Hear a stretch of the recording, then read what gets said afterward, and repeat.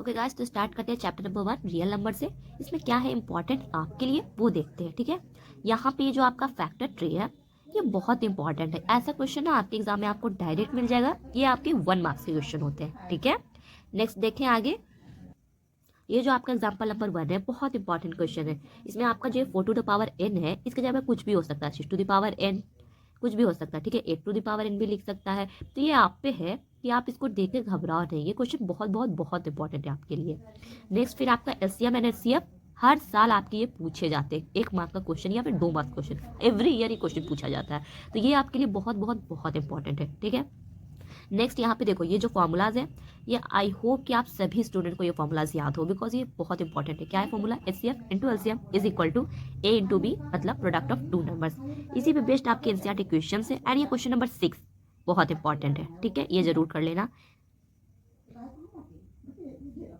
And यहाँ पे जो रियल नंबर के वर्ड प्रॉब्लम है गाइस वो जरूर करना। ठीक है, क्वेश्चन नंबर 7 फिर ये देख लो थ्योरम 1.3 कंफर्म आना है। ठीक है, इसमें कोई शक नहीं है कि ये क्वेश्चन नहीं आएगा। √2 की जगह पे √4, √5, √6, 7 कुछ भी हो सकता है। ठीक है, बट ये क्वेश्चन आपके हर साल पूछे ही जाते हैं। ठीक है, तो ये बहुत इंपॉर्टेंट क्वेश्चन है। रियल नंबर के जो अभी मैं बता रही हूँ ना बहुत इंपॉर्टेंट सारे क्वेश्चन है। फिर यहाँ पे देखो गाइस ये क्वेश्चन नंबर 6 है जो आपका एग्जाम्पल नंबर, ये भी इंपॉर्टेंट है बिकॉज यहाँ पे 5 माइनस √3 को आपको इरेशनल प्रूव करना है। तो सेम वही चीज आपको यहाँ पे भी सीख करना होगा जो आपने √2 और √3 के लिए किया है। बट सच अगर आप ध्यान से इसको सोल्यूशन को देखते हो आपको समझ आ जाएगा। एक्सरसाइज 1.2 में आपके कुछ इतने ही क्वेश्चन थे, तो ये क्वेश्चन बहुत ही कम है। आई होप कि आपने कर लिया, और अगर नहीं किया है तो मैं सारे क्वेश्चन को करवा दूंगी। ठीक है, और इसकी जो समरी है फ्रेंड्स वो जरूर से जरूर कर लेना। एनसीईआरटी की समरी बहुत इंपॉर्टेंट होते हैं। 1 से अब हम आ गए चैप्टर नंबर 2 पॉलीनोमियल। यहाँ पे जो आपका ग्राफ वाला क्वेश्चन है ये बहुत इंपॉर्टेंट क्वेश्चन है। ये आपका 1 मार्क्स का क्वेश्चन पूछा जाता है डायरेक्ट। आपका एक्स कोऑर्डिनेट या फिर वाई कोऑर्डिनेट का वैल्यू यहाँ पे पूछ देगा। ठीक है, तो ये आपको आना चाहिए और बहुत सिंपल क्वेश्चन पूछता है, ऐसा नहीं है। एंड ये जो आपका पैराबोला और ये जो रहेगा ना अपवर्ड पैराबोला डाउनवर्ड पैराबोला, इसमें आपका जीरोस का वैल्यूज भी पूछ सकता है। तो ये जो आपका एक्सरसाइज 2.1 है ना इसके मैंने सारे क्वेश्चन बहुत ही अच्छे से करवाए हैं। आप चाहो तो आप उस वीडियो को एक बार जरूर देखना। ठीक है, आगे बढ़े।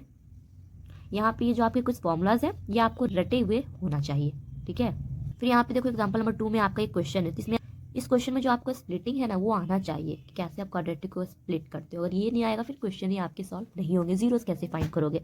फिर कुछ आपके ये फॉर्मूलाज है वो भी आपको याद होना चाहिए। यहाँ पे देखो एग्जाम्पल नंबर 2 में आपको क्वाड्रेटिक पॉलिनोमियल दिया हुआ है। ठीक है, एंड आपको जीरोस फाइंड करना है। तो ये क्वेश्चन बहुत इंपॉर्टेंट क्वेश्चन है। इस टाइप के क्वेश्चन आपके लिए बहुत इंपॉर्टेंट है। ठीक है, एंड फिर आगे बढ़ते हो तो यहाँ पे एग्जाम्पल नंबर 4 को देखना।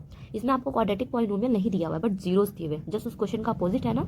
तो ये सारे क्वेश्चन बहुत इंपॉर्टेंट है, पूछे जाते हैं 1 मार्क्स का या फिर 2 मार्क्स में ऐसे क्वेश्चन आपको मिल जाएंगे देखने के लिए। एंड इसकी जो समरी है गाइस बहुत इंपॉर्टेंट समरी है आपके लिए, इसका समरी जरूर कर लेना आप। नंबर 3 का सो चैप्टर नंबर 3 में क्या इंपॉर्टेंट है वो देख लो आप। यहाँ पे जो आपका ये एनसीईआरटी का टेबल नंबर 3.1 है ना ये टेबल आपको अच्छे से याद होना चाहिए। ये क्वेश्चन आपका डायरेक्ट 1 मार्क्स के जो क्वेश्चन होते हैं वहां से ये आपको पूछा जा सकता है। ठीक है, वहां पे यहाँ पे देखो ये a1/a2 not equal to b1/b2 कब होता है? जब लाइंस इंटरसेक्टिंग होती है। एंड उसका सॉल्यूशन क्या होगा? एग्जैक्टली 1 सोल्यूशन होगा, यूनिक सोल्यूशन होगा। तो ये पूरा टेबल आपको अच्छे से याद होना चाहिए। ठीक है, उसके बाद यहाँ पे देखो ये एक्सरसाइज 3.1 है ना, तो इसके जो वर्ड प्रॉब्लम वाले क्वेश्चन होते हैं ना आपके जो सब्स्टिट्यूशन मेथड से बनते हैं, एलिमिनेशन मेथड से, तो उसमें जो वर्ड प्रॉब्लम होते हैं वो क्वेश्चन आपके डायरेक्ट पूछे जाते हैं। ठीक है, ओके गाइस, तो नेक्स्ट देखो यहाँ पे ये सब्स्टिट्यूशन मेथड से अगर आपको क्वेश्चन में सॉल्व करने बोलेगा तो उसी मेथड से ही क्वेश्चन को सॉल्व करेगा, कोई और मेथड से नहीं। ठीक है, अगर नहीं भी आता है तो दूसरा मेथड से करके वहाँ पे गलत नहीं करना, शायद आपको बाद में वो याद आ सकता है। ठीक है, बहुत ज्यादा टफ नहीं है। एक्स का वैल्यू निकाल के आपको पुट करना होता है दूसरा इक्वेशन में, सब्स्टिट्यूट करना है, एक का इक्वेशन दूसरे में पुट करना है। ठीक है, आपका आ जाता है यहाँ पे एलिमिनेशन मेथड। ये भी बहुत सिंपल है, आपको किसी एक्स का वैल्यू कॉमन कर लीजिए या फिर वाई का वैल्यू कॉमन करके एलिमिनेट करके उसको कैंसिल कर दीजिए। ठीक है, तो यहाँ पे देखो गाइस इसमें जो आपके वर्ड प्रॉब्लम है जैसे कि आपका एग्जांपल नंबर 8 को ले लो। ठीक है, तो ये जो वर्ड प्रॉब्लम है ये आपके लिए काफी इंपॉर्टेंट बन जाता है। ये क्वेश्चन आपके एग्जाम में आने की चांसेस है। ठीक है, PYQ जो आपके है उसमें इसी मेथड जो सब्स्टिट्यूशन और एलिमिनेशन मेथड है तो इसी टाइप से आपको वर्ड प्रॉब्लम दिया है एंड फिर आप उसको सॉल्व करो, यही रहता है क्वेश्चन। तो ये आप ध्यान रखना। ओके गाइस, यहाँ पे देखो ये क्वेश्चन जो आपका एग्जांपल नंबर 10 है, समझ लो इसको, ये बहुत बहुत बहुत इंपॉर्टेंट क्वेश्चन है बिकॉज ये जो क्वेश्चन है हर 1-2 साल पे ये क्वेश्चन आपका रिपीट एंड रिपीट होते ही रहता है।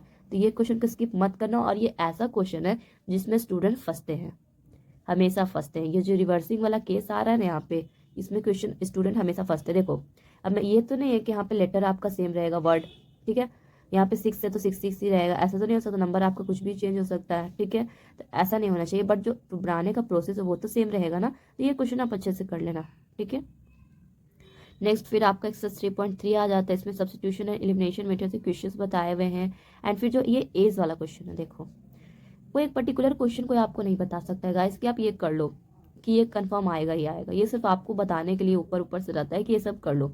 जब क्वेश्चन वहाँ पे नहीं मिलेगा ना, फिर आप जब पूछोगे कि आपने तो बोला था ये सारे इंपॉर्टेंट क्वेश्चन है, वो सारे नहीं आए, तो उल्टा ब्लेम आप पे जाएगा कि मैंने तो आपको बताया था कि वो सारे इंपॉर्टेंट क्वेश्चन है, ये तो नहीं बोला था कि वो सारे क्वेश्चन आपके एग्जाम में आएंगे ही आएंगे। तो वो ब्लेम आप पे ही डला जाएगा। दूसरों की बात मत सुनो गाइस, जो यहाँ पे इंपॉर्टेंट है आपके लिए मैं वो आपको बता रही हूँ, ठीक है। तो ये जो आपके ईयर वाले क्वेश्चन है वो इंपॉर्टेंट क्वेश्चन है। ऐसा क्वेश्चन आपके बहुत सारे आपने PYQ सॉल्व किया होगा तो आपको मिला होगा। एंड अगेन यहाँ पे सम ऑफ डिजिट जो आपके रिवर्सिंग वाले हैं यहाँ पे फिर से दिया हुआ है, ठीक है। तो ये 2 क्वेश्चन बहुत इंपॉर्टेंट है। से यहाँ पे देखो, जैसा कि मैं कहती हूँ NCERT जो समरी होते हैं ना उसको नहीं स्किप करना चाहिए। NCERT की समरी बहुत अच्छी होती है, मुझे बहुत पसंद है। अगर आपको क्विक रिवीजन चाहिए ना तो समरी देख लो, सब के सब आपका रिवाइज हो जाएगा 10 से 15 सेकंड के अंदर। नेक्स्ट चैप्टर को देखें। ओके फ्रेंड्स, अब बात करते हैं चैप्टर नंबर 4 का। उसमें क्या इंपॉर्टेंट है वो देख लो। यहाँ पे जो क्वाड्रेटिक इक्वेशन के आपके वर्ड प्रॉब्लम्स होते हैं ये बहुत इंपॉर्टेंट है आपके लिए, ठीक है। एग्जाम्पल नंबर 1 ये जरूर कर लेना। क्वाड्रेटिक इक्वेशन में जो ध्यान रखने वाला चीज़ होता है वो जो क्वाड्रेटिक इक्वेशन है उसको आपको जो मिडिल टर्म है वो स्प्लिट करने आना चाहिए, ठीक है। अगर आपको वो अच्छे से नहीं आता फिर आप इक्वेशन को सॉल्व ही नहीं कर पाओगे। मेक श्योर करो आपको मिडिल टर्म स्प्लिटिंग आए। वर्ड प्रॉब्लम वाला आगे का एक्सरसाइज में भी। फिर यहाँ पे ये जो आपका एज वाला क्वेश्चन है ये बहुत इंपॉर्टेंट क्वेश्चन है, ये ज़रूर कर लेना, ठीक है। यहाँ पे एग्जाम्पल नंबर 3 है आपका, इसमें आपको रूट फाइंड करना है फैक्टराइजेशन मेथड से। ये जो आपका क्वाड्रेटिक इक्वेशन है जब तक आप इसका स्प्लिट नहीं करोगे मिडिल टर्म को तब तक ये क्वेश्चन आपसे बनेगा नहीं। तो इस क्वेश्चन को सॉल्व करने के लिए क्या आना चाहिए आपको मिडिल टर्म का स्प्लिटिंग आना चाहिए, ठीक है। तो वो अगर आपको नहीं आता है तो वो आप सीख लो, बिकॉज क्वाड्रेटिक इक्वेशन में सबसे ज़्यादा इंपॉर्टेंट यही है। नेक्स्ट क्वेश्चन यहाँ पे एग्जांपल नंबर 5 है, ठीक है। तो इसमें ये रूट यहाँ पे मिडिल टर्म में आपका रूट आ रहा है, तो ये क्वेश्चन देख के बहुत सारे स्टूडेंट्स को स्किप कर देते हैं बिकॉज यहाँ पे ये रूट आ रहा है। तो रूट में भी आपको स्प्लिटिंग आना चाहिए, और अगर आपको नहीं आता है तो फिर आप कमेंट कर दो ताकि मैं आपको नेक्स्ट वीडियो में इसका सोल्यूशन बता सकूँ, ठीक है। यहाँ पे ये देखो, ये जो आपका क्वेश्चन है find 2 numbers whose sum is 27 and product is 182, इस टाइप के क्वेश्चन आते हैं, ठीक है। 1 मार्क्स का या फिर 2 मार्क्स में इस टाइप के क्वेश्चन आपको मिल जाएंगे। तो ये अच्छे से ध्यान में रखना फ्रेंड्स। जैसा कि मैंने पहले बोला वर्ड प्रॉब्लम्स आपके क्वाड्रेटिक इक्वेशन से ज़्यादा आते हैं, ठीक है। नेचर ऑफ जो रूट है, फॉर्मूलाज फ्रेंड, हर एक चैप्टर का आपको फॉर्मूलाज तो आना ही चाहिए। ये फॉर्मूलाज आपको अच्छे से याद हो, ध्यान रखना। फिर जो आपके डिटर्मिनेंट वाले फॉर्मूलाज हो गए, डिस्क्रिमिनेंट, ये आपको पता होना चाहिए। इस पर डायरेक्ट 1 मार्क्स के क्वेश्चन बनते हैं एंड पूछे भी जाते हैं, ठीक है। तो ये क्वेश्चन आपसे स्किप नहीं होना चाहिए। यहाँ पे ये आपके एग्जाम्पल नंबर 8 है ना, ये अच्छा क्वेश्चन है, ठीक है। इसको भी कर लेना। आप बोलोगे बहुत सारे इंपॉर्टेंट क्वेश्चन मार्क करवा दिया, नहीं गाइस ऐसा नहीं है। जो इंपॉर्टेंट है आपके लिए मैं बस वही बता रही हूँ। ऐसे क्वेश्चन आपके एग्जाम में बहुत ज़्यादा पूछे जाते हैं। रूट्स वाला फिर देख लो, जैसा कि मैंने वहाँ पे फॉर्मूलाज था आपका रूट वाला, nature of root and discriminant, तो वही सारा चीज़ आपको यहाँ पे यूज़ हो जाएगा इस क्वेश्चन में। अगर वो आपको आते हैं तो ये क्वेश्चन भी आपसे सॉल्व होगा, और अगर वो सारे फॉर्मूलाज आपको नहीं याद है फिर ये तो आप बिल्कुल भी नहीं बना पाओगे। तो सब एक दूसरे से रिलेटेड है। फिर उसी टाइप से उसी बेस्ड आपका क्वेश्चंस भी आ गए, एंड लास्ट में फिर आपका यहाँ पे समरी आ गया। तो मैं हमेशा क्या बोलती हूँ कि समरी आपकी NCERT के लिए बहुत इंपॉर्टेंट है, NCERT का, ठीक है। कुछ पढ़ो या ना, NCERT की समरी एक बार जरूर पढ़ लेना। 10 से 15 सेकंड लगेंगे इसको पढ़ने में, कम बोल दिए थोड़ा क्या, ठीक है। 1 मिनट का टाइम लगेगा इसको पढ़ने में, बट आप पढ़ लेना, ठीक है। मिलते हैं गाइज आपसे नेक्स्ट वीडियो में। अगर आपको आज का वीडियो अच्छा लगा हो तो प्लीज़ एक कमेंट कर देना कि इसके आगे भी मैं वीडियो अपलोड कर दूँ, और सपोर्ट ज़रूर करना गाइज चैनल को, बिकॉज आप सपोर्ट नहीं करोगे तो और मैं किससे बोलूँगी सपोर्ट करने के लिए। प्लीज़ सपोर्ट करना।